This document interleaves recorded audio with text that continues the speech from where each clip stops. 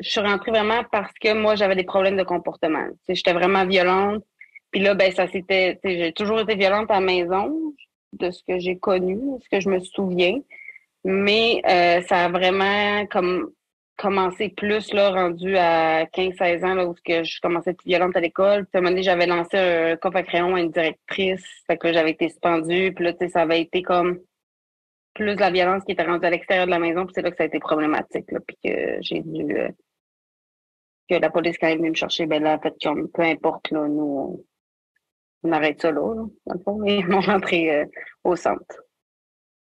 C'était quoi, selon toi, le besoin qui était caché derrière ces comportements-là que tu disais agressifs ou Ben, tu sais, on regarde ma dynamique familiale en étant élevée tout seul avec ma mère, qui, elle, était pas du tout, admettons, affectueuse ou elle me, jamais non plus, j'ai pas eu d'éducation sur la gestion des émotions, tout court.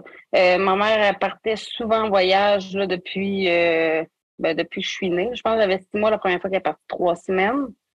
Donc, tu sais, ça, veut pas, au fil du temps, ben, ça a le fait que je savais pas comment gérer mes émotions. Puis quand, mettons, que je faisais une crise, que ça soit juste de parole ou que ça venait violent, là, que je sois en bas de 10 ans ou plus vieille, peu importe, ma mère, elle avait là comme réflexe d'aller se cacher dans sa chambre.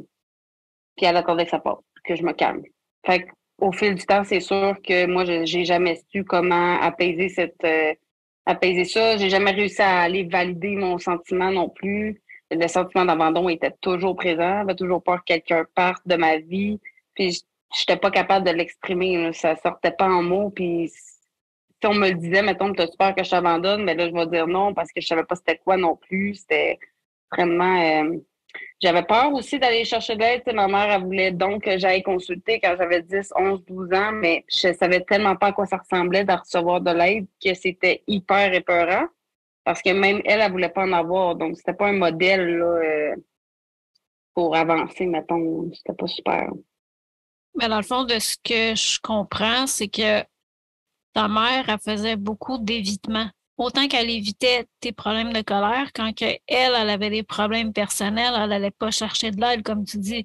Fait que dans le fond, toi, tu as dû être imprégné à quelque part de ce modèle-là, ou peut-être que tu as réagi. Tu sais, c'était peut-être ta manière d'aller essayer de chercher de l'aide, justement, d'avoir des comportements plus agressifs.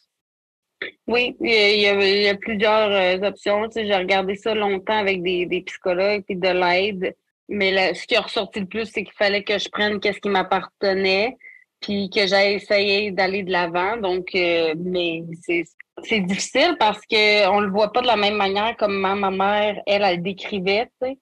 Puis comme ce qui est écrit dans les dossiers ou dans des choses comme ça, c'est difficile parce qu'on le vivait pas de la même manière. Puis comme ma mère, elle avait pas comme habitude de communiquer. On dirait que toutes mes perceptions de ce temps-là encore plus sont plus erronées parce que je sais pas comment les interpréter, là.